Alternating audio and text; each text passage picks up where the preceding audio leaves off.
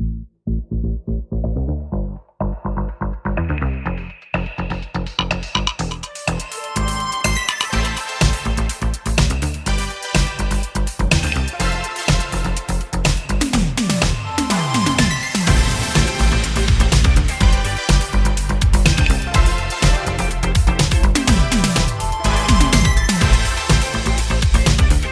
right, we're running. We're here, we're running, we're going. 3, 2, 1.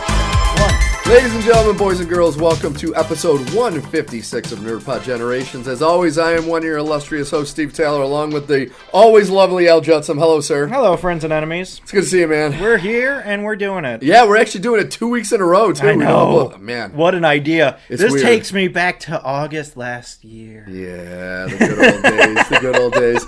So, folks, once again, this is 156. So, if this is your first time listening to us, please go to nerdpodgen.com, where we update every week with what the current show is, and there's also links to not only the two sites that I always like to push to listen to our podcast, which is Spotify and Apple Podcasts. They gotta start paying us at some point. They really should, especially Apple Podcasts. They got plenty of money. We plug it. They should go back and give us the stock price pre iPod. Yeah. And we can buy as much as we want. And I would just go be for that. multimillionaires. I would go for that. And there's also links to YouTube where Al has put up, generously put up clips of some of our older shows where you can go and listen to little snippets of our past shows. I will throw out a caveat. I have not been doing that recently because my freeware editor no longer works. Oh, I got you. It went through an update in our downtime. I got you. Don't mind Pippin. He Yeah. he has his own opinions too. That's actually my butt squeaking, so Yes. don't be surprised. But anyway, all of this is to say, There's still plenty of clips. There's still a ton of clips. Yeah, ton of First clips. and foremost, there's still a ton of clips. And second, we have found a new alt option. Yes. And so we will, once I get that downloaded and get my fingers around it. That sounded worse than I meant it to. That really sounded terrible. And then we're gonna get the show back up on YouTube too. So Gotcha. watch for that. It's coming. And it's, and for those of you that are like, I don't know if I want to listen to back podcasts to listen. Our podcasts are timeless. Yeah. The subjects might be, shows that came out a year or two ago, but they're really good, either rants or love, and you might have a show or a movie we talk about that you've not seen. Yeah. So please go back and listen. They are very enjoyable. That's the big one for me, is like there's a lot of stuff that we talk about. There's a ton. That not everybody is talking about. Vox Machina. Okay. So like while there are things, Yes. The Acolyte run, was that only last year that the Acolyte run was happening? That was last year. Oh my god. Yeah. But there's also good stuff. Yes. And Plenty our of good raves, stuff. in my opinion, are even better than our rants. So Absolutely. Even though I am going to enjoy a rant later today. Mm-hmm. So right now, though, I do want to preface this by saying we usually start each episode with what have you been watching, playing, reading. I don't have anything to talk about on my side today, so Al's going to pretty much run this. But next week, I'm going to have something to talk about because on Saturday, I'm taking the family to go see the Minecraft movie. good luck. So I'll have something to talk about, good or bad. I'm hoping good, but I'm kind of leaning bad. I mean, like, my entire experience with the Minecraft movie so far has been, wow, this trailer's really bad. And why does Jason Momoa look like this? I don't understand. I'm curious. As of the recent trailer, I think it makes it sound like he's a professional wrestler. Well, so this is the thing, is then they had the second trailer. Yeah. And the second trailer, for the online version anyway, began with a full-on, forget about that first trailer. We're going to move on to an entirely different trailer. Don't even think about that first trailer. We're moving on. We're already on to the next thing. Yeah, the first trailer was terrible. And in that trailer, it's implied that he was an arcade champion in the 80s, so pixel weird. era style. Yeah.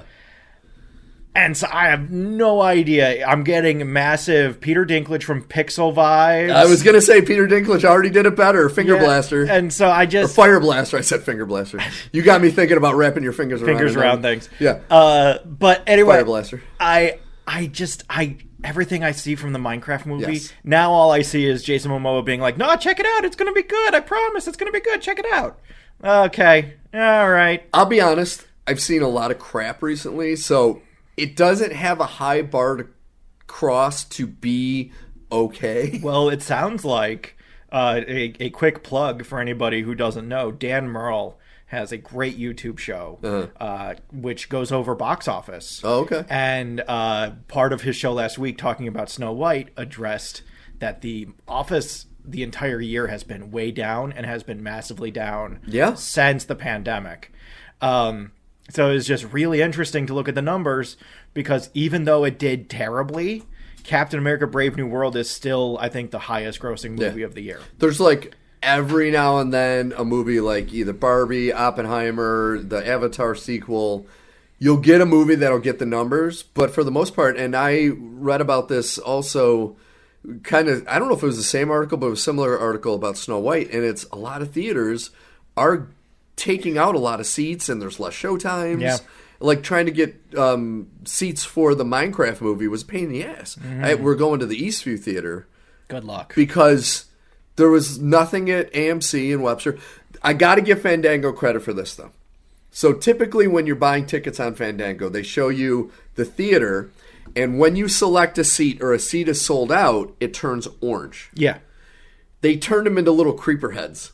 Okay, that's pretty good. That was awesome. I'm like, that's kind of cool. That's pretty good. That's pretty good. I thought that was neat. So, fingers crossed, we'll have something to talk about. But leading into our first all topic, of that is to jump into Watch, Play, Read. Watch, Play, Read. So what are we talking about There's today? a few things that I want to hop on. One, I read something that was really interesting. Okay.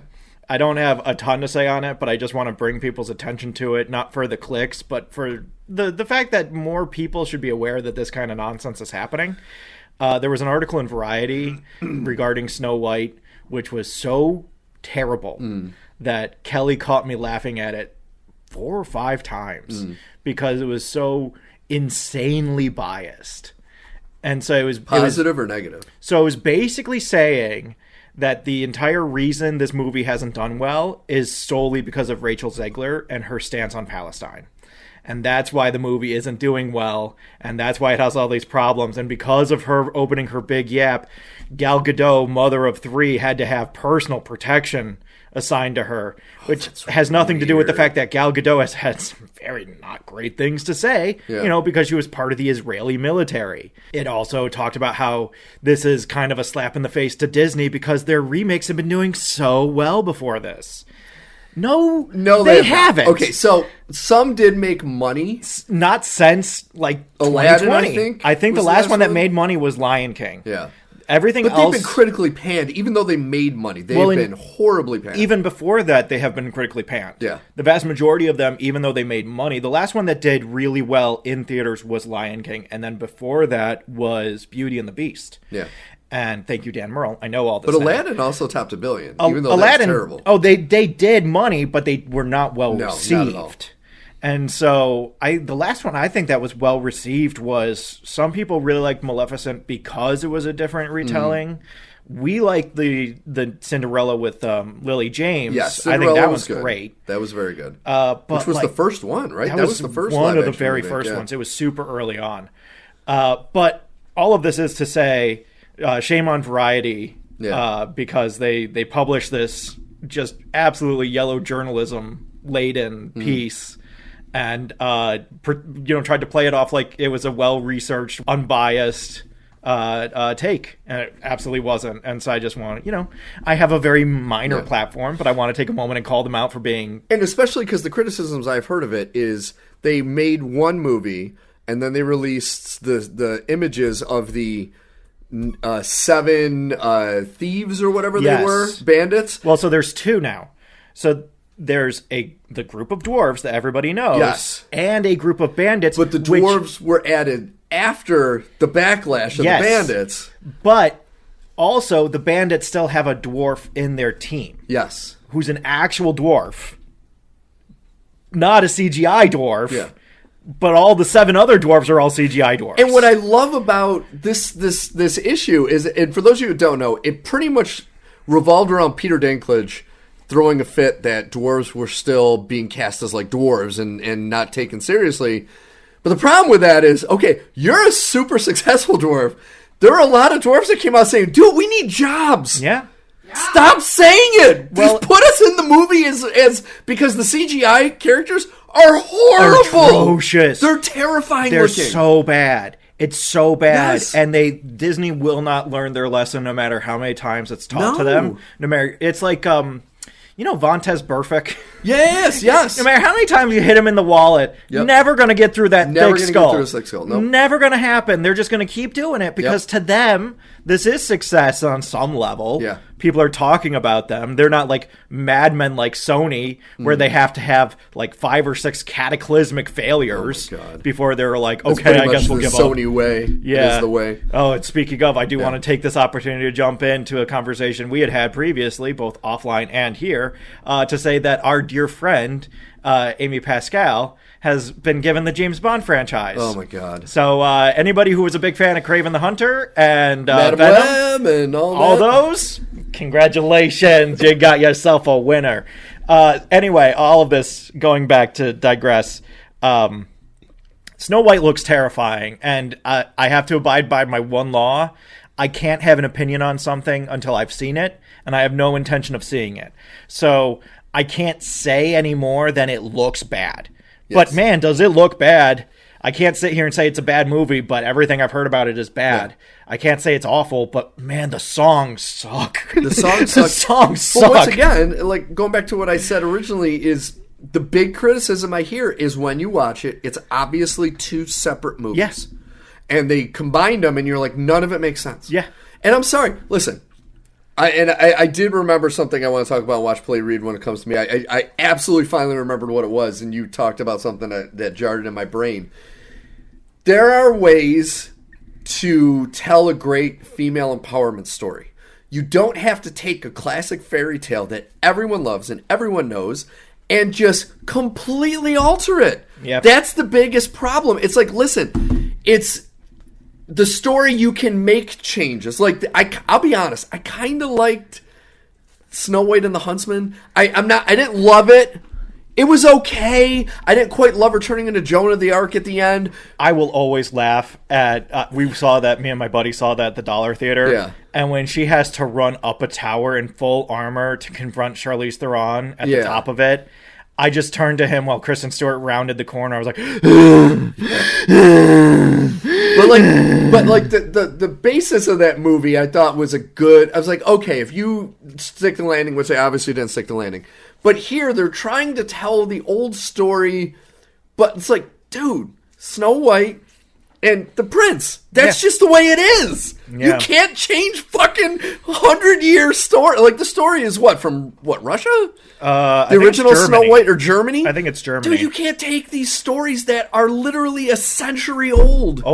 More than a century old. Fucking and change them to a point where it's like, dude, you can alter it in ways to, yes, make it a little more modern, but to completely take out the main basis of the story, which is like true love and all this, is like, no, you don't really need it. She has to be declared fair, and not in terms of being attractive. That's not important, even though that is the central premise of everything. She has to be declared fair in the Trumpian 21st century way. Kelly would like to chime in. I would like to chime in because I've been so curious. Can I? Yes. Thank you. I've been so curious about this movie that I've done a ton of research. Oh my word. I've done a ton of research into what's happening in this movie because I'm not going to go see it in theaters. I am going to see it when it drops on Disney Plus. You don't have to join me for that. I might not. So, there are so many things that people have pointed out online that just get me so hard. And these aren't like big, huge spoilers for the movie. But it's enough for you to be like, okay, great. We established that a large portion of her life, Snow White, is like a servant in the palace, right? There is a song that the love interest sings with her called Princess Problems. She's not a princess. Dude, my dude. Know that. Oh, it gets even better. We don't get the dignity of the beautiful coffin that in the story the dwarves built for her because they loved her so. Yeah, that's a whole thing, right? Yes. That's one of those things where like that's a detail you have to include. Can we agree on that? Yes, absolutely. Yeah. Iconography. We don't get a coffin in this movie. No. She gets laid on a rock. It's a subplot. She just gets laid down on a rock. The poison apple thing, from my understanding, is like a 15-minute aside stupid. to link the second and third act. Speaking of apples, I also did a dramatic reading of the synopsis to Alfred, much to his delight. The huntsman. Oh my god. The huntsman brings her an apple instead of a heart. I've heard of this, yes. How? Excuse me? The queen, according to the synopsis, has to call in other people to verify that this is not a heart. It's an apple. Oh my god. What? Oh my god. Excuse me? There is no context that can be given to fix that. Yeah. My favorite, which is the most recent one that I heard, is with the recent trend of live action Disney remakes, we've seen a lot more modern influences, right? And so the one I heard today, which was incredible, was how the new I Want song that Rachel Zegler gets in this movie, one of the melody lines sounds almost exactly like the I Want song from Wish. Of course, from last year. Because they're just trying to reuse a Yeah, property because they that think didn't no do one well. watched Wish, which I watched it. It was okay. It was not very good. No, it was all right though. It was like passable. this one portion of the melody sounds like exactly, and Oh my God. that's not like music if you use certain chords can only no. People have made lawsuits over less than this. Yeah. Okay, it's so similar. It's so upsetting. Yeah. And that's all I'll say because I don't want to overtake your show, but No, it's good. holy moly. No, I appreciate I that. love bringing you on. Well, and like to And me, the costumes, don't get me started. I can't. well, somebody had said they went on Temu and got her Snow White costume, and I'm like, you know what? That does kind of look like It does look like it. Well, like the one for me is the evil queen's costume is so bad. Oh my God. It's so bad, and her song is terrible. And it's like, listen, dude, I did like the first Wonder Woman movie. Gal Gadot is not a good actress. She just isn't. She just isn't. No, going to Wonder Woman. Yeah. I think the perfect key to show how bad an actress Gal Gadot actually is that accent that all of Themyscira has was hers. It's hers because she couldn't get rid of it. Yeah. So it was easier. Picture this. It was easier to teach a bunch of other actresses to do her accent than it was to teach Gal Gadot not to have an accent. Yeah. Which is crazy. So that's not great. Yeah. No, yeah. I have zero interest in ever seeing this movie. Luckily, my daughter has zero interest in seeing the movie also. So. No, I've seen enough clips of the dwarves and Dopey in particular to be like, this sucks, guys. Guys, this sucks. And I saw a clip where Dopey speaking gets a standing ovation. I was like, this is fake. This is fake. Yeah, there's no way. There's no way. Because today I also saw many clips of people watching the movie in theaters that are 100% empty except for like one person. Yeah. And so it's like there's no this like is standing and fake. cheering. No, there's not enough theaters where people went for there to have been this reaction. Nope, not even a little bit. Not even kind of. Disney, you spend your money in all the wrong places. Just stop. And this goes for Marvel. This goes for everything Disney does. Stop changing canon. If you want to make an empowerment story, make an original effing story. Well, let's continue with this thread, Steve. Okay. I like this thread, this sweater. It's coming apart real easy. I'm just going to keep pulling on it. I revisited the Chronicles of Narnia. Oh, yes. The ones that matter. I have not rewatched Voyage of the Dawn Treader, and I have no intention of rewatching Voyage of the Dawn Treader. These movies are actually very good, in my opinion. Especially the first one. I really like both of them. Prince Caspian's great. Prince Caspian has some problems. Yes. But damned if it didn't give me that nostalgia buzz, not for the movies, but for the books. Yes. Like, that was something that I was getting so massively by watching both movies.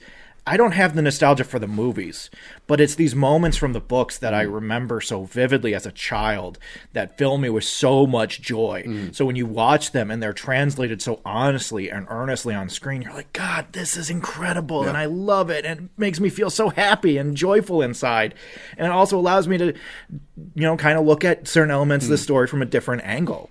And it wants me to. This is what adaptation in film is supposed to do. It makes me want to go back and reread the books. Exactly. It's exactly what they wanted was to make their version of the Lord of the Rings. Yeah, and that's exactly what they did. And that's what they did for the first one, and then the second one we ran into some issues. Man, I really enjoyed the battle scene at the end, though. I like the battle one-on-one fight. That was great. That was amazing. That was great, and the battle in general is great. And when the trees come to life, it's all great. So fucking. When the river swallows them, you're like, you don't understand. Yeah. What part you thought the trees were bad? Why do you think the river would be on your side? Exactly. And so, but that's what I love about C.S. Lewis, is being able to have arguments like that. I love watching these movies, and everybody knows the joke that Aslan is Jesus. These movies, in a lot of ways, are definitely about Jesus. Undeniably about Jesus. But they toned down, well, at least the first two, they toned down the religious iconography enough. Well, what it becomes is a parable about faith. Exactly. Not a parable about Jesus' specific Judeo-Christian faith, though there are a lot of elements of that. When in the second one, when Aslan is talking to Lucy, and there's this whole to-do about Lucy can see him and no one else can. And this is very Jesus. You just have to have faith, even when you don't know that it's happening. You don't know that it's here. You don't know that you're being watched out for. This is what faith is. This is what the church is supposed to mean. Instead, it's become a hotbed for bigotry. Yeah. I don't want to get pulled into that. Yeah, let's not. I don't have enough brain power for that. It becomes this story about just having faith, but you do still have some of those elements, like Aslan being like, and your family telling you they didn't believe you, made you not come. And so she, even though she is still on his side, she still gets a little, backhand over not coming fast enough. It's like that's a very churchian kind of thing. Oh, yeah. Faith is an all-encompassing thing. You never have your faith waver. If you do, you've lost something. And I think that's a little too intense. Yeah, a little too much. But despite that, the story around it is still really touching. Yes. Deep, heartfelt, and emotional. And it gets to that essential fable of this is a story about one thing, but it's also telling us many things that you can gain from it. The first movie introduced us to a young, bright-eyed James McAvoy. Yes, it did. First time I had ever seen him in anything. Yes, it did. Yes. And, the acting's not bad. No, it's good. It gets better throughout. It has that problem that The Lion, the Witch, and the Wardrobe generally has, which is that Susan, who represents logic, science, and reason, is kind of overridden all the time and seen as this dour, stupid not stupid, but she is holding everybody back by being a realist. And I'm like, well, that always sucks when that happens in religious tomes of you have this realist who's like, no, but we should do this. Yeah, too rational. Exactly. And it's her problem is being too rational. That's not a problem. That's something we need more of.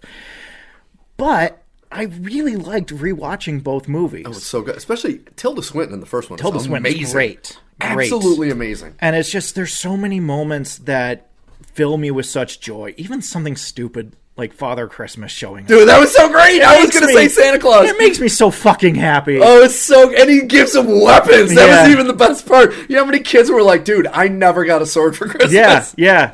And it's just... every little bit about it made me so happy. Yeah. And it's one more thing that reminds me, I have nothing against Greta Gerwig. I think I like more of her movies than I dislike. Yes. I am so concerned with this supposed vision she has been sharing. Yes.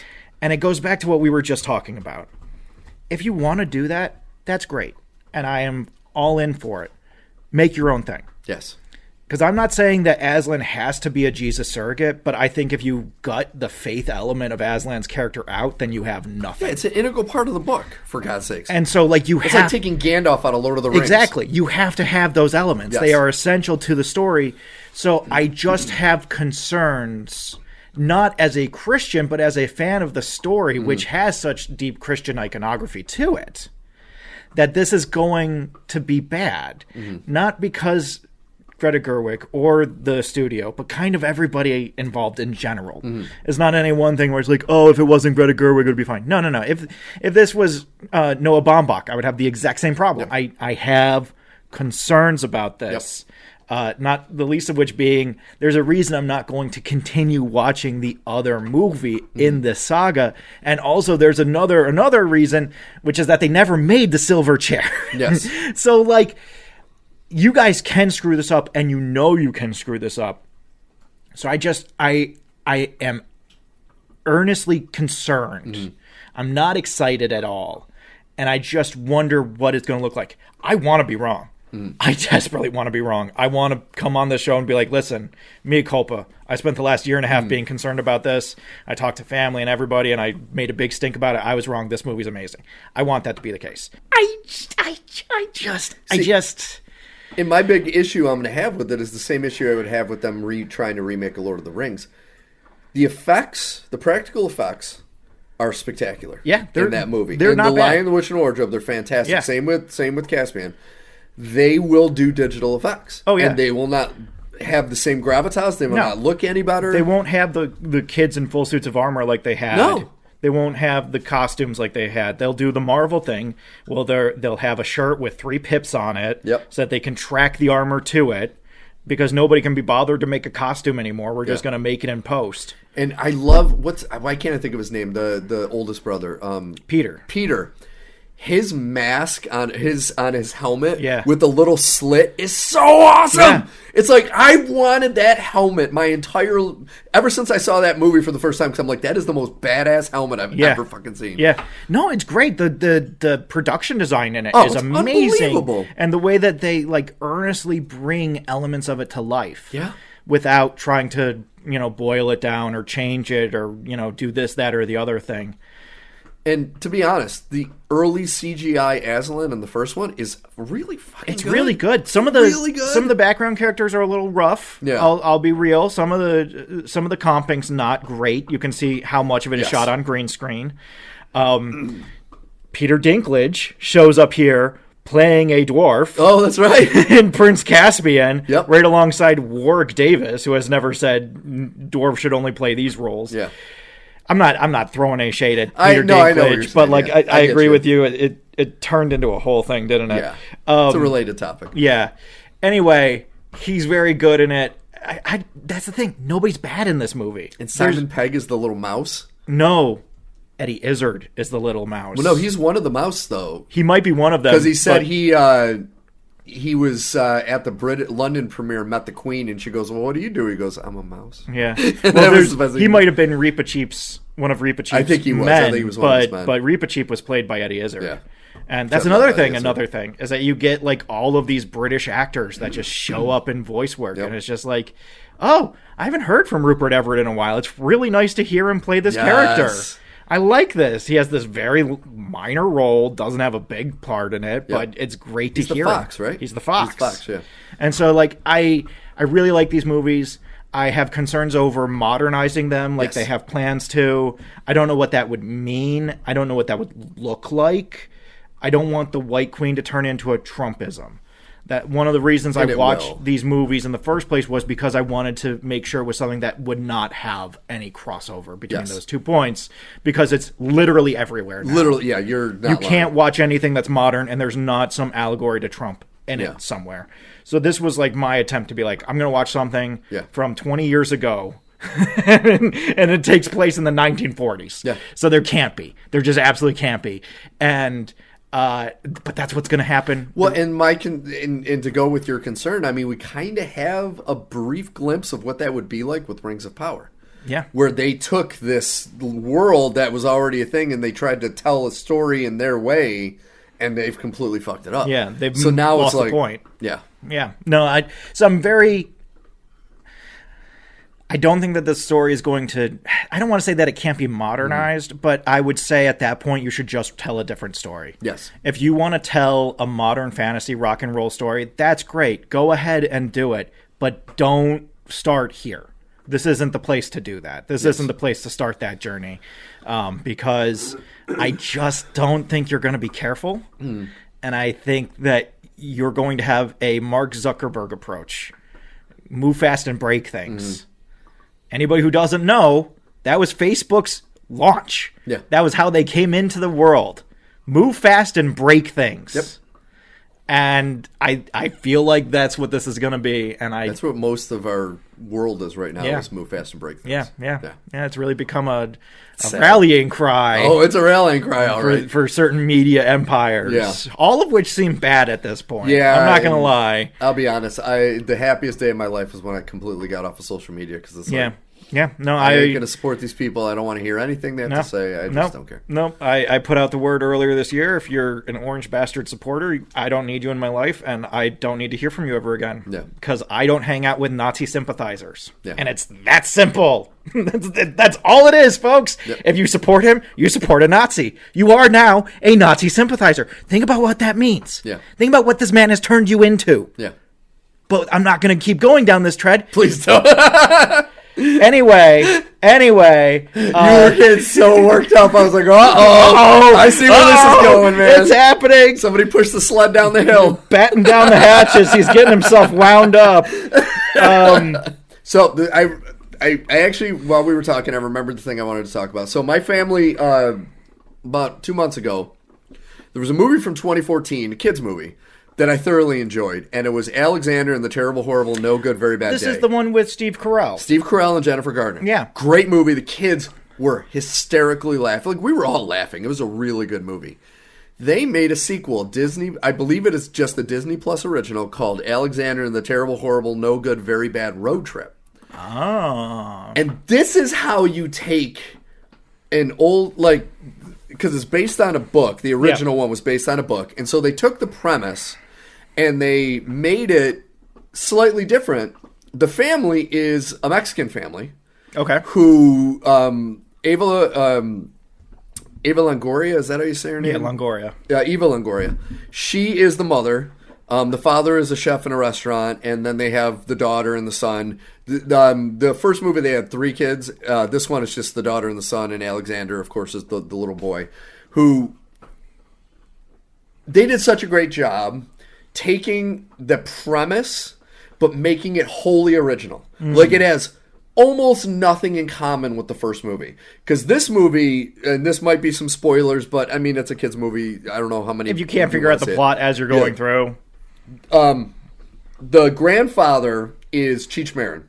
Oh, fun. Who's awesome. Yeah. He plays this, like, hard-ass, old-school Mexican biker, and he's awesome in this role. But his grandfather was a guy who got this idol from these witches to help his farm thrive. And when it was thriving, he was supposed to give it back, but he didn't. And so all of his crops died. And so in order to try to save some parts of it, he lit his field on fire, but it burned down the entire town. So this idol supposedly has brought on this family curse. And this Alexander kid, he's just afraid of everything, and he believes the curse is because his great-great-great-grandfather's name was Alexander. And so, or Alejandro or whatever. But it's, and so the whole thing is the mother is a writer for a travel magazine, and they get this huge motor coach to go to Mexico on this trip, and then all this stuff starts happening, and this idol keeps showing up. They think they get rid of it, but it keeps appearing in the funniest ways. It's a very cute, very unique take on the original story, and I don't want to say anything else to spoil it. But it has, like I said, it really has nothing to do with the original, where it was kind of like a Home Alone thing, where he says, "I wish my family has a bad day and they have a horrible day." This one is kind of like all this bad stuff, but it's funny. It tells a great story. It has a really awesome female empowerment story within it about the daughter and waiting to be asked to prom, and the grandmother saying that you're not the strong woman that I remember when you were younger. And they did such a great job of everything you and I are saying. They took a premise, made a very original story, made it very diverse, and had a very strong female message, and it was done beautifully. Yeah. And it was amazing. But because they didn't make the guys look stupid. Yeah. Like, especially the grandfather, he kind of looks dumb in the beginning, but then he's like, you see he actually isn't. Like, he's this really, like, well put together character. And it was so well done. It's all about having dignity. Yes. That's all it really comes down to, is that you want the characters to be smart and have dignity. Yes. Those are the two things you want. And there was one kind of political part that was very funny. And they get to Mexico and they run into this, like, they lost all their transportation, lost everything, and they come across these two people who have this farm, and the guy speaks English, the woman doesn't, and he asks, or they're complaining that they lost their passports, and he looks at me and goes, "You're not documented?" And he looks at his wife, and they both look concerned. And then they start laughing. They're like, "We don't care down here." And I'm like, "That's funny. Yeah. That's how you do it," because it was like 2 seconds, and it was actually really funny. Yeah. And like the kids had no idea what the hell they were talking about, but Yeah. my wife and I started laughing. We're like, that was really funny. Yeah. Well, again, it's the law of a family movie versus a kids movie. Yes. A kids movie is a movie like Beethoven 6. Oh, God. That's a kids movie. Yeah. That's a movie you turn on and you walk out of the room. It is babysitting your child, and you hope that they don't stick any forks in any outlets while you're gone. Yeah. A family movie is like a Pixar movie.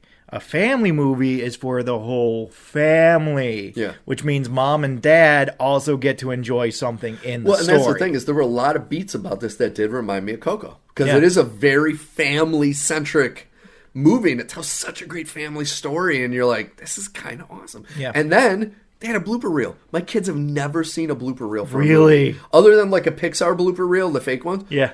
And like, there's a part where even Lagoria's trying to crawl through this crawl space, and she's yelling at her kids, "No more TV!" And one of the kids yells down, "What about Desperate Housewives?" She goes, "You can watch that." And I'm like, "That's awesome." That's and good. so once again, the kids had no idea, but Yeah. Audrey and I were laughing Yeah. our ass off. Yeah. But I highly recommend, if anyone wants just a fun movie, kids or no kids, it is, well, watch the original, the 2014 movie, because it's really good.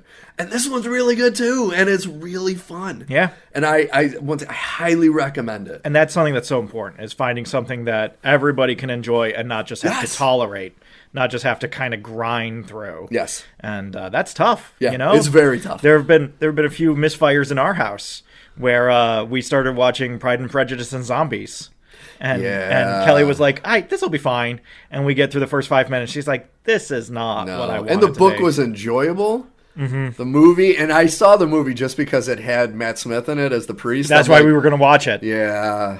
Now, on that side, the Abraham Lincoln Vampire Hunter was so much better. See, and that still wasn't great. I do want to watch that movie because It's good. it's like Cowboys versus Aliens. It's such a dollar theater movie. Yeah. You can tell by the title a lot of the time that this is like a second run dollar theater movie. Cowboys versus Aliens, Abraham Lincoln Vampire Hunter, Pride and Prejudice, and Zombies. So I will say this. Watch Abraham Lincoln Vampire Hunter.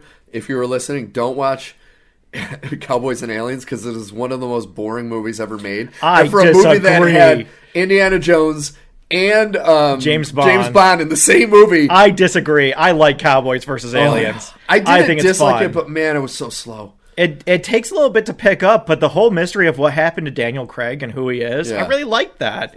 I thought it was really good. And then you have Harrison Ford I gotta pointing at rewatch it. people. It's been a very long time since I watched it. And I you have gotta rewatch Sam it. Rockwell. Sam Rockwell. I love Sam Rockwell. Great in it. He has a very Sam Rockwell's thankless good. role of being a coward. Clancy Brown. Clancy Yeah, Brown. You can I do a know. lot worse than The Clancy Kurgan, Brown. he's great. The only gripe I have is Olivia Wilde doesn't really have a lot to do, and then her That's when story she gets had her, weird. it was after Tron Legacy, and she started becoming the like flavor of the day. Yeah, Like, her role in that movie I don't get. No. I don't understand. That's the one part of the movie where I'm like, you lost me. and it's kind of like, Jon Favreau, was this an actual strong female role you wrote, or was it just like, she's kind of hot, so let's just put her in it, and Yeah. then she could be in like a half-torn dress. Yeah, and then she'll have her top off at one point. Yeah. She'll have some reason to have her clothes be gone. Yeah. Yeah, okay. All right. Yeah, We can so- put Olivia I'll have Wilde's to- back in all the trailers. I'll have to rewatch it just because it's been a while. Yeah. And I did like her in Tron Legacy, so I still love that She's movie. not bad in the movie. Her role just makes no fucking sense. Yeah, it doesn't make any sense. You're just like, what? So wait, what? What's It's happening? kind of like the Hobbit movies where they're like, wait a second, we got to have a female character. Yeah, we need more female That's characters. kind of exactly what they did did with that. Yeah, but it's unlike the Magnificent Seven 2016. Have you seen the Magnificent Seven 2016 with Denzel Washington? Yeah. I really like that movie. I think I like that it movie too. is I highly still underrated. hate Chris Pratt, but I like the movie. I don't like Chris Pratt in it, but I appreciate that he plays against type in that movie. Yes. That is the one thing I will say about Chris Pratt. At a time, I loved Chris Pratt. Yeah. And now I will tolerate to avoid Chris Pratt. Yeah. But in this movie, he plays a drunk Irish gambler who is just a shithead. He is the Toshiro Mifune from the Seven Samurai. And I appreciate his approach to that character and the fact that he's playing so against type. Mm-hmm. But I love that movie in part because the central character, who is also in Cyrano, is this woman who has her husband killed. Mm. And she's the one that leads the farmers to go out and find the Seven. And she's the one that's learning to shoot. And anybody who's seen The Magnificent Seven, Hilario is the character in the original Magnificent Seven. Which is one of your favorite movies. Oh, my God. I could literally talk about The Magnificent Seven for 2 hours. Yeah. Coburn and... Oh, yeah. Yeah. Yes. Anyway, I digress. Yes. I'm using this as a bridge point because who is in that movie? Vincent D'Onofrio. Who's great in that movie. I love him in that movie. Great. He's crazy. Yes. He's fucking crazy. And when they start making fun of him... The intro scene of him where he's coming after those guys because they bashed him on the head is awesome. And he's bleeding and he has an axe in his back. Yeah. And he just comes and he kills them both. And then he starts quoting scripture and talking nonsense. Yeah. And Denzel Washington is like, whoa, hey, whoa. Which, see, you said... I have yet to really find a movie with Denzel Washington that I don't. No, enjoy. How can you not like him? I still say he's the greatest living American actor. Yeah. And to really hammer that home, I've seen American Gangster. I was about to bring up American Gangster. Great. Yeah. And what's that? He did Much Ado About Nothing. Oh my God. For those of you. Oh my God. His Much Ado About Nothing is so good. That movie and the amount of people in that movie, fucking forget about it. Insane. Everybody's insane. In that movie. And he had one of the best interviews I ever saw. I believe it was for when they were doing press for Fences. Mm-hmm. And they asked him, why do you think this needs a black director? Could a white director do it? And he said, it's not the color of the skin, it's the culture. Yeah. He said, like I bet Scorsese could do Schindler's List, but Steven Spielberg knows that culture and he's lived in that world. He goes, for a black movie, it's the culture of, he said something like a hot comb hitting the hair on church day. And he goes, you need to know that to be able to make this movie. So he goes, it has nothing to do with skin color. If you have somebody who's white that grew up in that environment, then there you go. Yeah. But it's like, he goes, it's all a culture. And that explanation is still one of my favorite ways to explain why certain people can make certain movies. Yeah. No, he just absolutely squashed the whole color of the skin thing. He goes, no, it's cultural. Moved right on to something else. Yes, and it's like, that's fucking right there. No. And on top of that, he's never been banned in a movie. No. Inside Man is still one of my favorite movies, and no one ever talks about Inside Man. That was the Spike Lee movie. Yeah. Can I tell you a funny story about Inside Man? We were watching that. I was 16 or 17 at the time. And my dad was my first film teacher. Okay. And so he was the one that got me into movies. He taught me all this movie stuff. So we were watching Inside Man. And my dad is a very sensitive man. He doesn't like sex scenes when he's watching movies with his kids. It makes him uncomfortable. He doesn't like hyperviolence for the same reason. And cursing, he could, live without it if it's particularly bad. That was the first time I had ever watched a movie where they dropped the C-bomb, the one word I won't use. Yes. See you next Tuesday. Exactly. And my dad almost turned off the movie right then and there. Really? Almost that moment. We had to convince him. No, we want to see where this is going. Yes. But that Jodie Foster gets called that, and he was like, I don't know if I want to watch this. I don't know about this. I don't know. Dude, come on. Clive Owen, Jodie Foster, Denzel, come on. You can do a lot worse. Such a great movie. You can do a lot worse. All right, so we got to move on, folks. Yes. We've got to move on.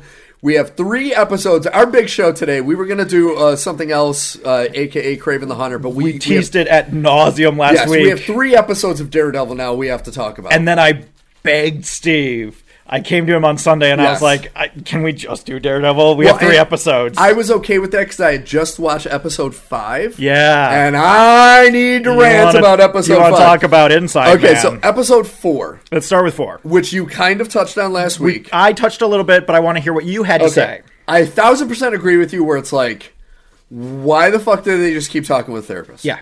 The therapy sessions went on way too long. Way too long. And then the whole tease, like, is that really... I don't know if it's true, but is that the only scene we're going to get with the Punisher? It's like you kind of tease it, and then it's just a quick little... And then that's it.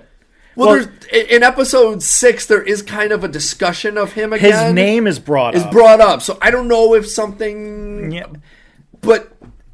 like, to have him at the very end of the episode for like 3 minutes, I was like... I like that scene. The scene was good. In a vacuum, that scene is great, because it's Matt going to Frank, basically asking him to convince Matt to get back on the street. Yes. And Matt is like, no, this is a test of my faith. I have to, this is what Foggy would want.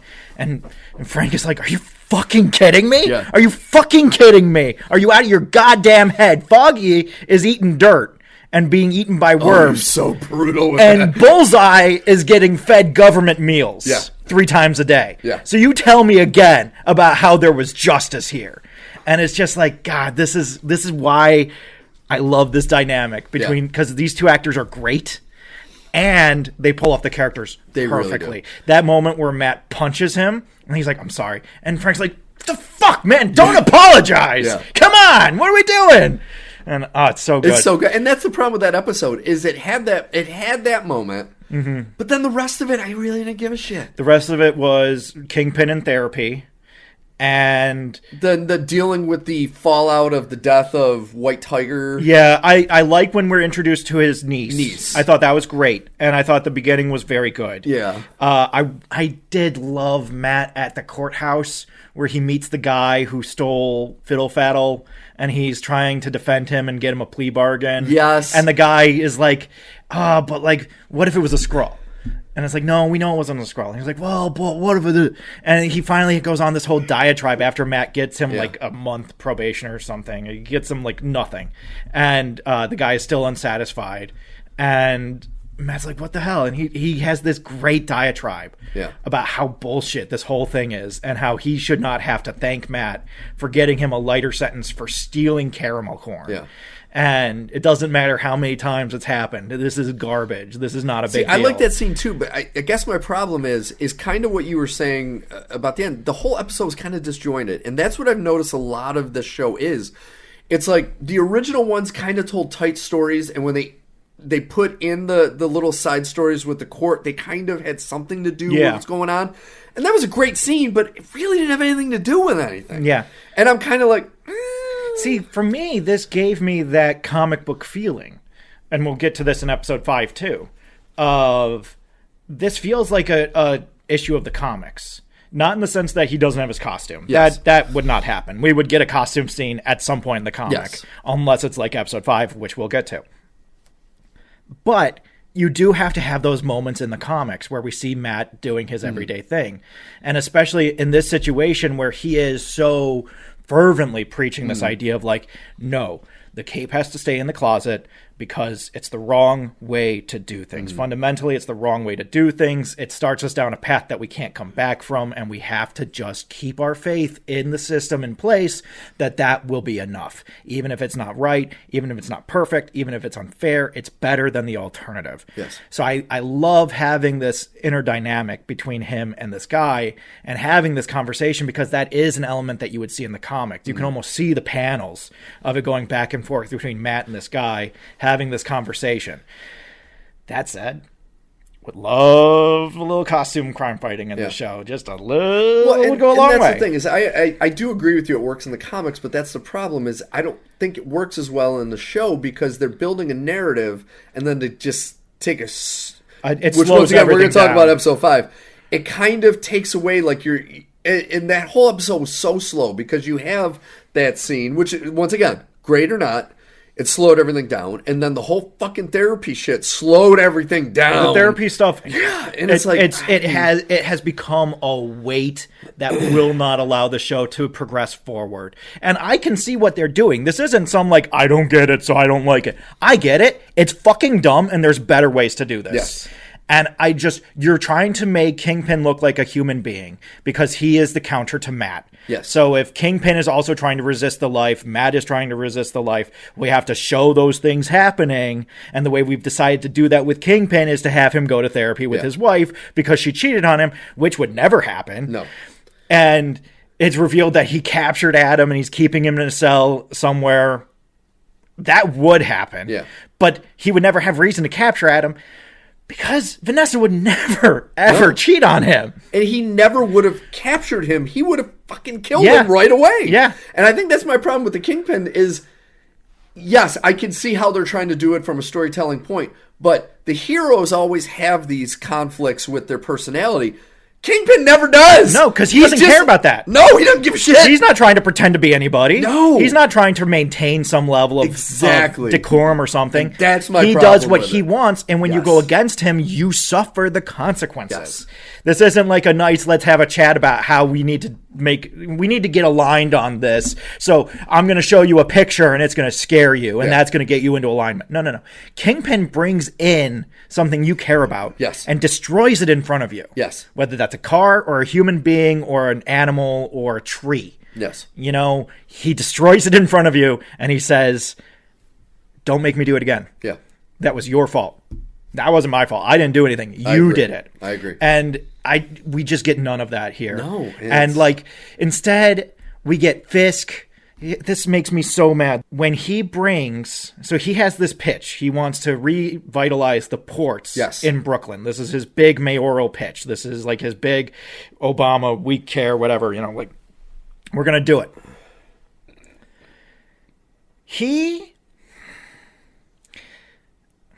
I don't even know where to begin. He brings his crew, his political crew, which is a yuppie, his actual right-hand man, and the quote-unquote head of chief of staff. Yes. And he has a model built on the pier that he wants to revitalize. And he brings them all down because he can't even convince the people in his group, his close circle, to do this. And the only one on his side is James Gandolfini's son, who early in the episode betrays him and then just is forgiven. Yeah. I was like, what the fuck, man? Oh, but Steve, this was the moment where I had to give it a full letter grade down. They didn't build this city. They built the city on rock and roll. Oh my God, the singing with the kids. And then again with the Polish people. Was it Polish or Albanian? I can't remember. Something. I think it was Albanian. What the fuck are we doing? What the fuck are we doing? Point of order, they didn't even do rule of threes with it. No, they only did 2. They didn't even have a third one. They just had 2. Yes. And it was awful. It was awful both times. And you're sitting there watching Wilson Fisk be uncomfortable while he's being sung to by children so we can have some stupid garbage context given on the side. Yeah. Like this is some kind of fucking Aaron Sorkin piece. No. This fucking sucks. Yes. Is that song even about New York City? No. And so, like, I fucking hated this scene. This scene made me so mad. It made me so mad, Steve. And so, like, the whole show gets a letter grade down. Yeah. Because how do you look at that as a series of moments and say, yes, we are going to progress with this? There's no Daredevil in this episode. There's not even the hint of crime fighting in this episode. But we have 2 sequences of Wilson Fisk going to therapy and one of him being serenaded to by a group of children and then a group of old women. On top of the stuff with the fucking model where he can't even convince his own chief of staff to get behind him on a project. This sucks. Okay? There is no getting away from this. You chose this. You insisted upon it. You could have gone in any other direction for this. Yeah. And you didn't. You thought this was the best way to handle it. And god damn it, what a fucking tragedy of a decision. So bad. There is no coming back from it. There is no coming back from it. I don't care what the rationale was. If you thought it needed to be, you needed a moment of levity or something, or you thought that this would help us connect with the characters. No, you failed. That's a full fail out. Yeah. 100% full fail out. I hope you like getting graded down an entire letter grade. The rest of the show could be an A+, and I can't give it more than a B, B+, because of that garbage. And if they were trying to show, like, the fight that Wilson Fisk is having inside of his brain of being the Kingpin or being the mayor and, like, not being able to... in reality, he would have put on such a fake face if that's what he was trying to do. He would have said, absolutely. He would have been eating it up with a big spoon. Exactly. But the entire time, he looks so uncomfortable. Yeah. It goes back to what I was saying last week. In other iterations of Wilson Fisk, you see him and his public face and how he can hold it. Yes. Because he has to. Exactly. And here, it's all bad. Yeah. Left is bad, right is bad, the whole thing's bad. All of it's bad. Yeah, no, it's so bad. And so we move on. Episode 5 is the worst episode of any TV series I might have seen. I fully disagree with you. Episode 5, A, has nothing to do with anything about the show. I disagree. And it is nothing but a commercial for Miss Marvel. I disagree. I fully disagree 100%. on both points. On all points, counselor, I say no. The whole point of that show is to bring up Kamala Khan, to have Yusuf come back in to mention, oh yeah, I have a daughter and this. I was watching it going, this is advertising Miss Marvel from start to finish. No, it's not. It's tying the universe together, Steve. This is what we want. We want the universe to be cohesive. We want... One of my problems that we're going to address in this episode is, where is Pete? Where is Pete? Yes. I have a lot of questions as to, where is Pete? We know where Kamala is. They give us an explanation as to where Kamala is. In California. Yes. Recruiting for the Young Avengers. That's what I want. This is exactly what I've been begging for. The thing I hated is there's a different way to do it. To tell a standalone story completely away from everything that we've seen. And have it... They bring up everything that's happened. I know you want to connect. They kind of did in episode 7 or 6. I think maybe... I don't want to say a little bit better, but they kind of do with Hawkeye and the Hawkeye TV show. Oh, yeah. So they kind of do there. And I don't mind if they bring up Miss Marvel. Like, I kind of was surprised in episode 6 when his girlfriend's talking and she's talking about vigilantes and she doesn't bring up Spider-Man. She just brings up Punisher and that. So, like, that kind of was missed. But to me, I'm watching this, I'm like, okay, so, yeah, some of the fight scenes are good. I did enjoy the Daredevil part of it. Mm-hmm. Even though he wasn't wearing the costume, he was Daredevil in the episode. Yeah. I did enjoy that. But it was just too droppy for Miss Marvel. Like, the whole thing was droppy. I disagree. I hated it. Because to me, this is how you tie everything together. This is Randall Park showing up in WandaVision. Did we like him in Ant-Man and the Wasp? No, he was a nothing character in Ant-Man and the Wasp. But having him show up here means that there's a connectivity throughout this whole thing. Yeah, and I'm not against that. But... this is what I'm saying. I think it is essential to have this kind of thing happen because it does show us that these circles are growing. These people are running in different circles, but they have this overlap. Yeah. And it's such perfect fan service for us, for me anyway, because it allows us to have a conversation about these things that are important to the characters. Jersey City's reputation should be... in the comics, is important to Kamala Khan, but should also be important here. I will admit, I find Yusuf's character extremely charming. See, no, I like his character. And I don't disagree with what you're saying about connecting universe. I just think it was poorly done. Like, when Matt is talking to him, he goes, oh, I want to meet your daughter. Oh, I need to meet your daughter. Yeah. It was just like, it felt forced. It felt so, the whole Miss Marvel thing just felt so forced in on it. Well, let me put it this way. Do you think if they had done that with Vera Farmiga, do you think that would have had the same problem? Well, here's the thing. I think if they would have done this with Yusuf, where they had him just be the character he is in this episode, yeah, but just not have him mention my daughter or this, and because it just, once again, the writing, it seemed like they were really force-feeding too much. I don't know, because there's a big topic of vigilantism as part of the plot of the show. It is, but it's like he just met Matt Murdock and he's talking about his family and all this, and it's like that I don't necessarily buy as someone who's a assistant manager of a bank in New York City. Typically, those people probably don't get too personal about shit in their lives. I don't know. As someone who's gone into banks in New York City, there is an element of small talk that goes down. Because the idea with the bankers is they want you... They're selling themselves to you all the time. And so they always want to appear kind, helpful, and more than anything else, empathetic. They want to seem empathetic to your cause, but they also want you to feel empathetic to them. They don't want you to think that they're a big bank. They want you to think that you're a human. And I get it. I get it. I totally buy all of Yusef's whole thing. I think you have a point that he might not bring it up so out of pocket, but I also... And, like, say where his daughter is and all that, it's like... But I also, like, people talk about their kids. Yeah. You know, they're proud of their kids. But, like, I don't walk up to a total stranger and just tell them about my children and where they are.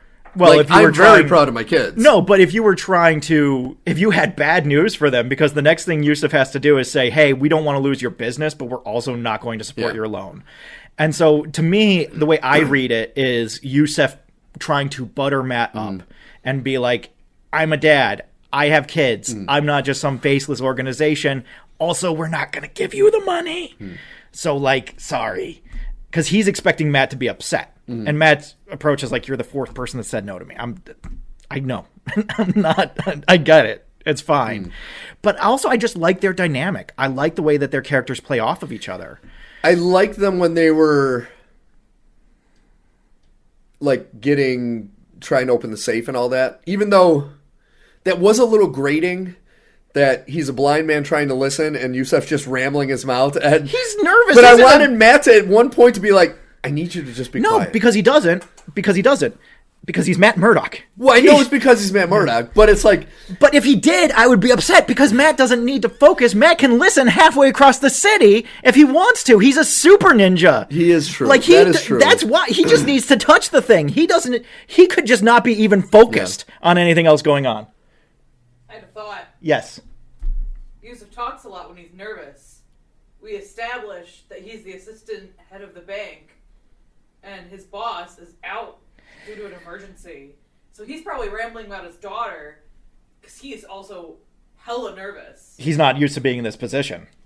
And so... That could be. Yeah. No, I get it. I get it. But at the same time, I'm going to allow it because I think, while it might not be fully organic, it's way better than anything we've had, where it's like, oh, we need to introduce Daredevil into She-Hulk. Let's have Daredevil have a new costume guy. Okay, we're who's talking in about LA. We're talking about the lowest of low bars. But this is what I'm saying. It could be so much worse. It could be Photon going out to inspect something in space in a spacesuit when she would not need a spacesuit because Kamala Khan needs the spacesuit when she teleports and changes places with Photon. That's bullshit. Yes. That's bad writing. Yes. Compared to that, this is so much better in terms of building the universe and creating this cohesive whole where it feels like all these pieces come together. Case in point, the fact that there are so many moments in this entire sequence, because the entire episode is a bottle episode. It's a bottle episode. Yeah. It all takes place in this bank during this heist. And Matt has to use his Daredevil powers to save the day. Did we ever find out who the diamond was for? The diamond was for... So the Irish mob was stealing it for the guy who comes into Kingpin's office in episode 6. Yes, okay. So he could give it to the That's Russians. Right. I like this episode because, again, it reminds me of the comics. You can almost see the Marvel Knights panels with all the heavy pencil lines and everything. And just like the moments where Matt is talking his way out of problems, but also using his powers. I love it. I love all of these things. Where the fuck is Pete? What does Pete have going on right now? Peter Parker. Come. The principal would like to talk to one Peter B. Parker. Yeah. Can Peter B. Parker come to the principal's office, please? We would like to talk to you about what you were doing between the hours of 11. Let's say 11 and 1. Yeah. On St. Patrick's Day, because I know you weren't drinking. No. So either you were saving Aldrich from whatever the fuck was happening, which is what I'm hoping it was, because they don't give us any explanation as to where this bank manager Aldrich is. He's just not here. So I'm like, how great would that be? Pete's tied up trying to save this guy who's in the middle of a crisis downtown for some other reason. But I just kept on thinking, like, where the fuck is he? He has nothing else going on. He's not in school. He maybe has a job. He only has superheroing. If he's following the comics, he lives near Chinatown. This is in Fidei. This is in the financial district. That's one.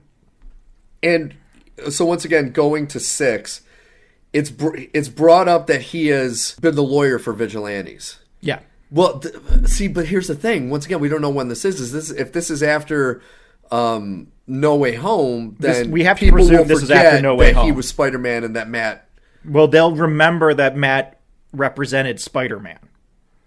They wouldn't Well, no, 'cause remember. didn't he represent Peter Parker? They wouldn't remember that he represented Peter Parker, but they would remember that he represented true. Spider-Man. But then once again, why wouldn't she bring him? Like that's the part it is driving me nuts that Spider-Man's not being. You have to talk about him because they mention him. Fisk mentions him once. Fisk says right? there's a man dressed up as a spider. At the He sit-down. never says Yes. anything. Never says He Spider-Man. never says Spider-Man. He said it's that same thing.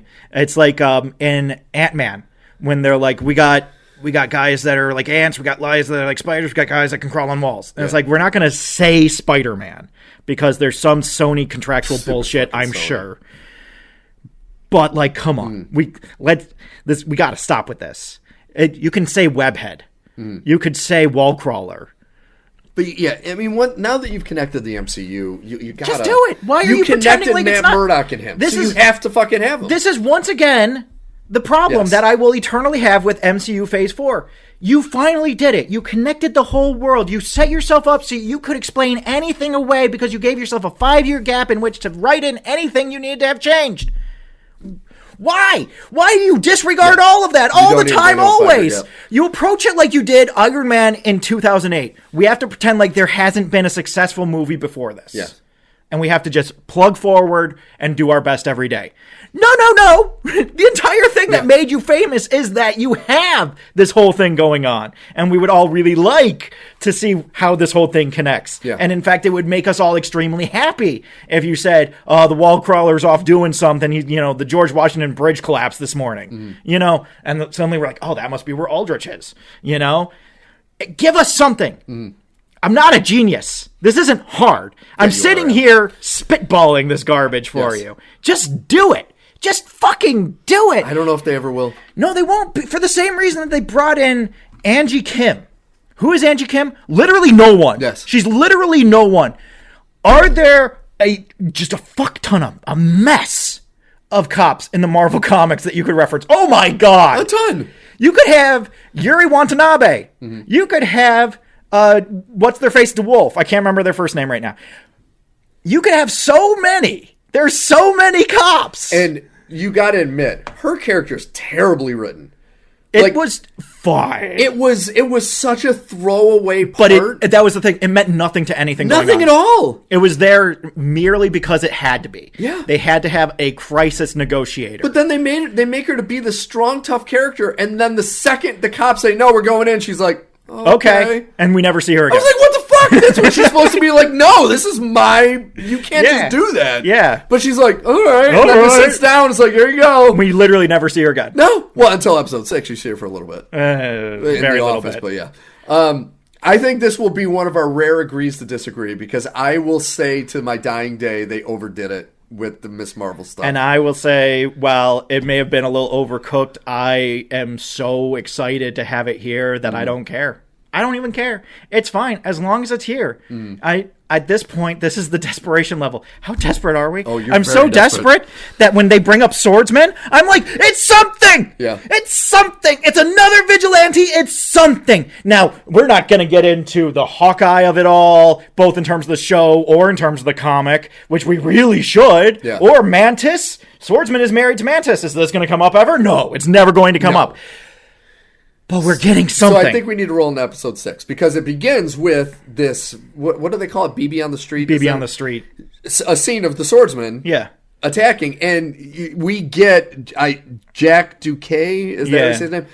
So he's the almost stepdad in Hawkeye, and it's obviously him as the swordsman. Yeah. So we get to see him. What I liked about that is it was a very brief, like, oh, I remember him from, and then he's gone. And then he's gone.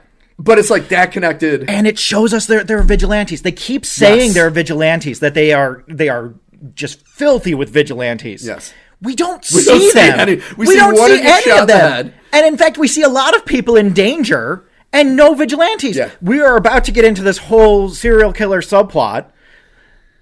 And one of the big things about it in the next few episodes is going to be Matt beating himself up because he's going to say, I could have done something and saved X Yes. amount of people. If there is this big a vigilante problem in the city, someone else besides just White Tiger should have kicked Yes. over that stone. We find out that White Tiger kicked it was going on in his comic line. If you read the back issues Yeah. of White Tiger, you can find out that he was But tracking once again, news. literally the biggest superhero in all of New York City is Spider-Man, and he's not nowhere. keeping track of a serial killer that's killed 60 people. No. Okay, so I like episode 6. Uh-huh. The main reason I like it is we start to get some glimpses of Kingpin. Yes. The actual Kingpin. The actual real Kingpin. Like the scene in The Office where he starts laughing at the cop and he says, I'm creating a task force. And he's like, whoa, well, you don't believe in the police? He goes, well, when the sanitation people find out we have a serial killer before the police. I love that. And it's like, I kind of enjoyed that you kind of see him making that turn there, because prior to that in the episode, I was like, he was doing the rolling over thing again. Yeah. Where he's kind of threatening people and then not. He's and you're sitting like, here listening to the sanitation guy go on and on and on. And we're just like, where's this going? What's going on? And finally his chief of staff is like, tell him the part that I told you before I put you in the car. And, paint's made out of blood. Yeah. Oh, well, yeah, we should have started there. That was where we should have started. But, like, Fisk sits through this whole, 2-minute diatribe about how it's covered in epoxy. I was not overly excited at the beginning of this episode. It made a huge turn at the end, even though there was one part at the end that I thought was really fucking stupid. But it made a huge turn at the end where I was like, okay. When Fisk showed up, I audibly groaned. Yeah. I was like, because that was one of the things I really loved about episode 5. Fisk wasn't in it. No. There wasn't a hint of Wilson And Fisk. it started off with him, kind of being, spoken to about, people are talking down to him, and he has the mobster come to his office and pretty much walks all over him, even though Fisk threatens him. You have that weird moment where he puts his Apple pin on him, and I'm like, that must mean something. It means nothing. It never comes back up ever again. Unless the next episode, all of a sudden, it's like, oh, that pin That's I what forgot that meant. happened at the beginning of last episode. Yeah, that thing that should have been referenced a lot sooner because we put it out, and then we never came back to it ever again.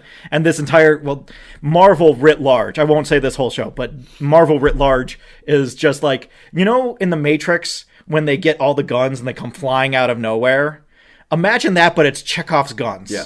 That's all Marvel is you stand there and you're like, outfit me, and a million Chekhov's guns come flying at you, which will never be taken off the wall, and you're like, what's the point of any of this? Yeah. Who knows? Was it fan service? Was it just there because we could? Was it there to get people excited, but we never actually intended to do anything with it? Were we going to do something with it, and then we decided not to? Who can say? So we are reintroduced to the serial killer Muse. Yes. Who has killed over 60 people and is using their blood to do Banksy type paintings of the Kingpin. Of various things, because there's one where there's the Punisher logo, but it says triggered over the Yes. forehead. That's right. And there's one of White Tiger. And so there's been a few that he's made. Yeah. And there's some really interesting stuff here. It is. It actually kind of had a...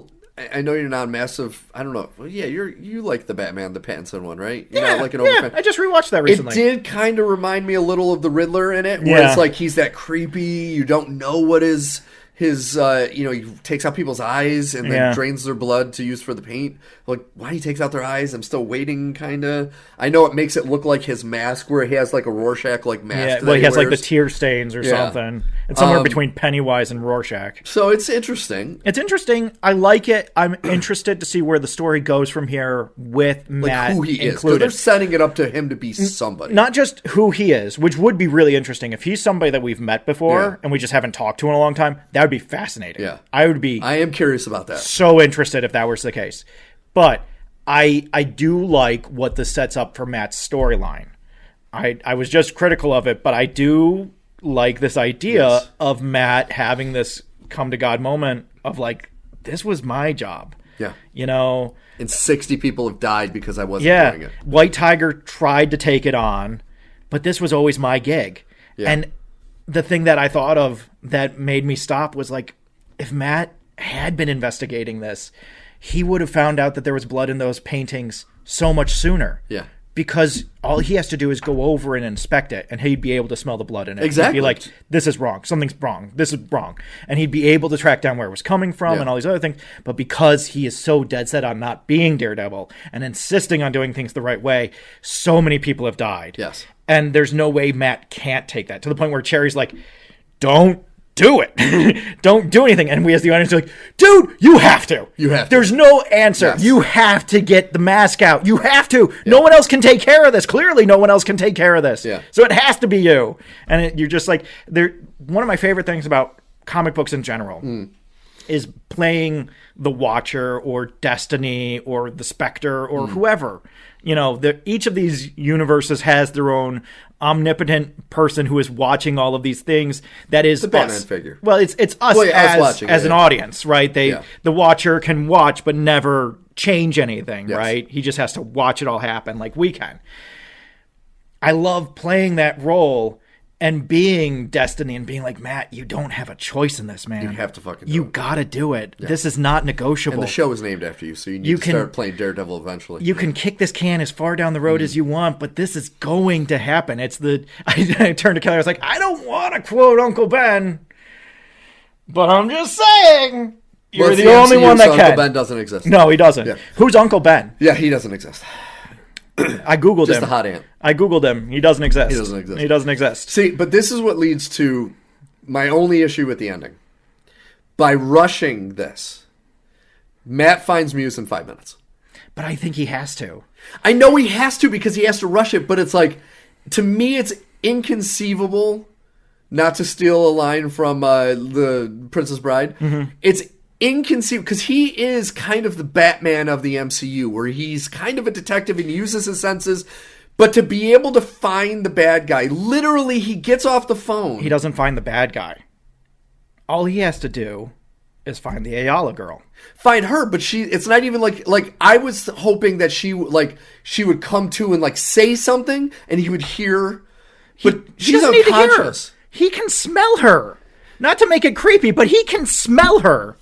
Yes, but the thing also is like she's way underground in a tunnel. You don't understand Matt Murdock the way I do. No, I understand Matt Murdock, but I still don't even think in the comic book. None of these things are objects. I still don't think in the comic book he could find her in 5 minutes. I do. I fully do. If he put his mind to it, I fully do. Because he literally gets off the phone, puts his mask on, as the guy's carrying her, sticks the thing in her leg, and then he's there. And it's like, how the fuck did she full dies before he gets there. He has to resuscitate her. But she full dies, like her heart's still beating though. Like he hears it when he's fighting Muse. So she isn't dead yet. I mean, because literally you see him stick the thing in her leg and then kind of look up and go look out the tunnel and he's running at him in the tunnel. And I'm like, that's where I kind of wish they would have, instead of rushing that, had him learn about the serial killer maybe last episode instead of doing the stupid fucking bank thing. Had him learn about the serial killer and then maybe even not as Daredevil because he doesn't have a necessary, like the whole reason he gets the mask on is because this girl who put her faith in him and pretty much told him, well, if you're not going to fucking do anything, I'm going to do it. And he feels almost like he has to, mainly for her. You know, maybe walk around and you see him kind of doing like, yeah, it's weird that there's blood and maybe I can pick up a trail. And then when he gets the costume on, it's like, all right, 5 minutes later, I found him. See, to me, it's Matt under duress. You know, a hero under duress becomes the next level of themselves. That's why I always complain. It's still a reach. That's why I always complain about Homecoming when Peter fails the test of strength. In a moment of desperation, a true hero will step up and achieve the moment. And Pete fails. He fails his test of strength. To me, this is all a ramp up. This is, gaining momentum over the course of the day, where Matt hears about this from Cherry and he starts feeling bad about it. And then he hears about it from the Ayala girl. And he's like, oh boy, this is not great. But I told Foggy I wouldn't. I can't do it. I can't do it. I can't do it. And then she disappears. And in that moment, all of it comes to the head. And he says, fuck, it is mine. This is mine. And like a parent trying to rescue a child under a car, Matt Murdock can hear through New York City. Yeah. He can hear clear across the island. But see, I think a simple narrative thing that would have made it less a little out there for me is while he's jumping on the rooftops, before Muse sticks her with the sedative, she just wakes up and like makes a sound where he knows it's her. That would have been it for me. I'm not going to tell you that he can track her heartbeat, but he can track her heartbeat. I get it. I'm but just saying. This is Matt Murdock. This it is how is, he but does. the thing that I loved about, and I understand the comic book Matt Murdock, the thing I loved about the original Daredevil series is they still had the character with his abilities, but they made it a little more realistic. Because to be able to just hear her heartbeat out of 4 million people and know it's her heartbeat. He's done it in Daredevil. In the TV show, he did it. Which one? In season 2. There's a moment where Elektra has been captured, and they don't know where she is. And Styx says, calm down. Focus on her heartbeat. And he's outside of Wayland Yutani, wherever that building is. And he hears her heartbeat and goes. He knows exactly what she is. But now here's the thing, though. Maybe before, like when he's get on the phone with the police, and while he's waiting, he does that and focuses and hears the heart. It's just, I think they were missing something. That's the only thing I'm saying. Yeah. I think they were missing, and I'm talking, I am a small hair away from being on the same page as you. Yeah. But you just wanted that little connectivity point. Exactly. They don't, because the big thing, I'm also watching this with my wife, who doesn't watch like superhero movies and shows usually, never read comic books. She kind of had the same reaction I had, where it's like, and that's the thing is, it's like all you really need, and it's not even spoon feeding, just a tiny thread, just the tiniest thread, just something which they've been really good about. Yes. Like when Matt is listening to the conversations in various rooms in the bank. Yes. When the holdup is happening, and so he's monitoring what's happening with Yusef while he's monitoring what's going on with the negotiator while he's making sure that he can figure out the situation with the Red Hood guy, and for me, the reason I'm so excited about it is because it finally did what I know Matt Murdock is capable of. Well, and like to go back to the Elektra thing, to me, like he's spoken to this girl twice. He was in a relationship with Elektra. They were in love. It's true. So it's like he knows that heartbeat probably better than his own. Where this girl, he spoke to her maybe 20 minutes total in his life. Point of order, he hadn't seen Elektra in about 15 years. But still, they were in such a tight-knit relationship that he could probably remember everything about her. So that, that's where I could be a little more understanding with the Elektra thing, to where he's spoken to this girl for 20 minutes. Who knows if he's even really like studied her heart rate. I think that she made a great impression on him. Oh, she made an impression. The 2 times that he met her. And I think also he would take a personal stock on keeping her safe. But once again, that's us having to 100% jump to that conclusion. It's true. And this is like the fine ground between spoon feeding and just giving a tiny narrative thread to kind of pull it together. We need to know we're at a fork in the road. Yes. And we disagree about which way it goes. Yes. And so it would be really helpful if there was like a little yellow line that showed us. And it's the smallest of yellow lines. Yeah. And that's all we need. And once again, it's not even just for my perspective. I'm looking at it from the non-comic book fan perspective, who's like, how the fuck did he do that in 5 minutes? Yeah. And it's like, they haven't really delved too much. Like, they have delved into him being able to, like, he heard somebody's footsteps. And he was able to follow them because he had just heard their footsteps, and he can tell by their weight and distribution and all that. The guy with the hood in episode 5. And so he knew that from that.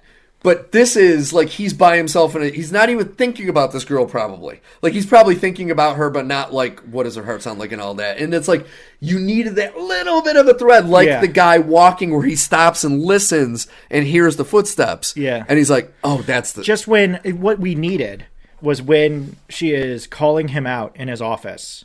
We needed a moment where he listens to her heartbeat. Yes. And he's like, okay, I can hear how important this is, but I can't. And then once again, either have that as a soundbite as he's jumping on the roofs, have a heart beating as he's jumping on the roof. So you're like, he's following, and then you're like, okay, now I get it. Yeah.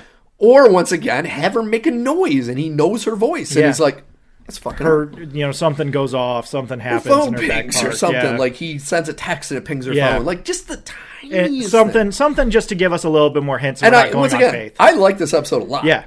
So it's like, because that leads into the Kingpin being the Kingpin. I was about to say, you know why I like this episot a lot? Not just the Daredevil stuff, but that stuff. When Wilson Fisk goes down the stairs and he's carrying an axe, I'm like, Patrick Bateman. Patrick Bateman. What's going on? I had a feeling that was what was going to happen, though, because it's like Kingpin wouldn't use an axe against this guy. That's why I was like, yeah, why does he have an axe? But they've so butchered Kingpin at this point. I was like, I don't fucking know what they're gonna do. But that moment when he's like, I took on guys bigger than me, and I found tools to be extremely useful. And he throws him the axe. And he's like, this is the Kingpin. And you see the brutality of the beating he puts on him. And he just is unforgiving. Yes. Just there is no quarter He given. looks so happy after doing it. I'm like, oh my God. And he just goes and he sits in the cell with him. He drags him back into the cell and he just sits down. And it's just like, that's the fucking Kingpin. That's the Kingpin. That's what we've been missing this whole fucking series. It took 6 episodes. Yeah. Well, counting the one Hawkeye and in the entire series of Echo, all of that combined. Ever since he showed up in the stupid hat and the Hawaiian shirt. Ever since then, we have been like, if you're going to do Wilson Fisk, you better do it. And they hadn't done it until now. Yeah. And they finally did it. So will they be able to continue that for the next few episodes? Because the way I see this going is a ramp up of like, next episode is going to be Muse and Matt and Kingpin all kind of having this focal point of frustration. Yeah. And then that's going to be a breaking point between Matt and Kingpin. And then the last 2 episodes are going to be about that. Yeah. I would love to believe it. I would love to believe it, but I have watched you do triple axels off this thing before, and you never land them. No. At least not in the last few Olympics. So, like, I want to see you do it. I'm not saying you can't, and I'm not saying I don't believe in you. I'm just saying I want to see you do it. Yeah. And also, I gotta throw this last one in. I did not like the cliche of somebody's dead. I'm just gonna hit them really hard on the chest, and they all of a sudden pop out in their eyes. Yes. And I'm like, no, okay, that ain't fucking. But I did love the moment where he's going to kill Muse, and he has to stop. Yes, to save her. There was one moment where I was like, I was a little annoyed, but at the same time, not really, because to me, he wouldn't have stopped only because she died.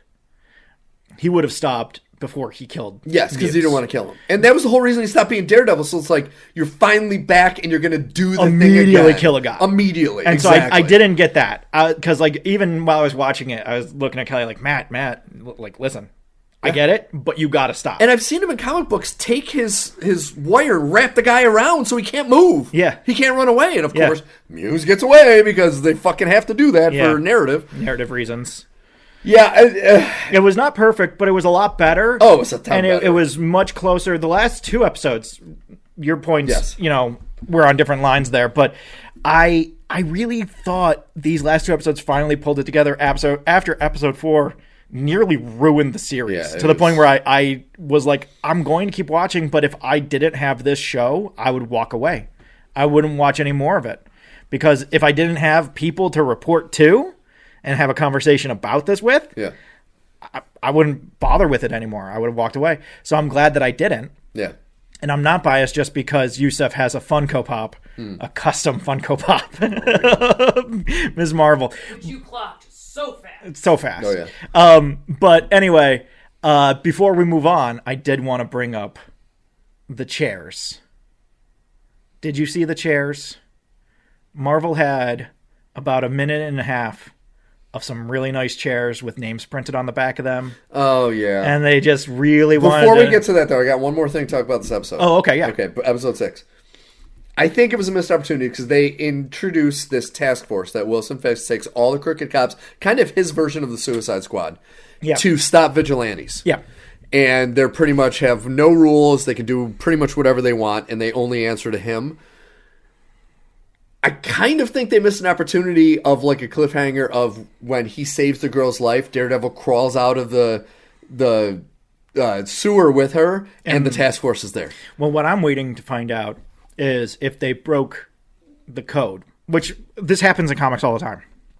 It's the bullseye code. You show up, you see someone else with a costume, you say, I don't like that person because they have a costume. Now, get me a costume. Get me a costume. So I'm wondering what was on those bulletproof vests. Well, my hope is... You and I both know it's a Punisher skull. And that's my hope, is this task force is them bringing the Punisher out of retirement, and he's going to be kind of like Batman and Batman Returned, or Batman The Dark Knight, where there's the guys in the hockey pads, and he like pretty much stops these vigilantes who are making Punisher kill him, but... See, that's the thing. I'm very curious to see. Will they have the Punisher kill dirty cops? I would love that. I don't think Disney has the balls for it. I don't think they have the balls, but that's what needs to happen. That's what needs to happen. That's what the Punisher That's what absolutely should fucking happen. would do. That's what would happen. Yeah. But I don't think Disney's going to do it. That fucking sucks. Yeah. All right, so yeah, the chairs with all the names. The only thing I wanted to say about it is this. One, I don't have any faith that any of this is going to work. Nope. Two, the ratio of penises to vaginas. So it's 22 penises to 5 vaginas, which is not great. No. I noticed, going back to this episode that we were talking about, 3 big names that would have helped with those numbers are missing. You have none of the Marvels listed in this movie. Not a single one of the Marvels. Now, I get it. The Marvels as a movie did terrible. That wasn't anything to do with the characters or the actresses. Marvel, at least. That had everything to do with the writers and the production behind it. That had nothing to do with any of the people behind the stars or characters. Yeah. And the characters need to be here. If for nothing else, Carol can reignite a sun. Yeah. It sounds pretty useful when you're fighting for the entire multiverse. Yeah, I would say so. It kind of seems like something that would come in handy. So, and I know there's going to be a 2-part thing, and so they're probably... But regardless, I'm going to call it out because it's bullshit. There's also no Wasp because Evangeline Lilly has become very touch and go about whether she wants to be part of this, Which and I don't also blame her. has said some not great things. Yeah. So it's just... There seem to be a lot of men, including several who no one knows because they're in the Thunderbolts and nobody cares. But most of all, they bring back the X-Men. Yeah. And this is supposed to be the big thing of, like, we have James Marsden, and we have Patrick Stewart, and we have Ian McKellen, and we have Kelsey Grammer, and we have Rebecca Romijn, and we have Alan Cumming. And I turn to Kelly and I'm like, I will bet you so much money right now that their planet, the Fox planet, is the first incursion planet. It's the beginning of the movie. Oh. We see all these X-Men fighting during an incursion event, and they can't stop it because Doctor Doom shows up, and the helmet pops up, and it's Robert Downey Jr., and he wipes out all the X-Men, and he looks at Patrick Stewart, and he vaporizes him for the second time in his life, and he looks at Magneto, and he vaporizes him, and then he moves on to the next planet, and we never see any of those characters ever again. See, and my big issue with it isn't necessarily the X-Men being in it, but I love Patrick Stewart and Ian McKellen. They're pushing 90. Yeah. Bring back the young McAvoy. Ones. You have a young one. Yeah. Why don't you bring the young ones back? Bring the fucking young ones back, man. Just do it. And you can bring back Hugh Jackman because he's part of that effing universe. Yeah. They had him go back in time. Yeah. And it's like, I don't get why they're doing it with the old guys. Because I even rewatched that scene of the Mouth of Madness with, not Mouth of Madness, the Multiverse It's a better of Madness. title than Multiverse of Madness. Mouth of Madness is a much better movie. But Multiverse of Madness, that scene, and I see Patrick Stewart, and I'm like, I know he's Professor X, but he's just so goddamn old. And I love him, but he's so old. Yeah. And are they gonna like do any kind of de-aging? And it's kind of the Well, they won't issue. have to because they're going to be killed. They're gonna be killed. They're going to be killed immediately. They're not going to be in this movie. They're not going to be in this movie. They're going to be killed Days of immediately. Future Past. How old they looked in that movie. And that was movie 10 years a ago. decade ago. That movie was 10 years Yes. ago.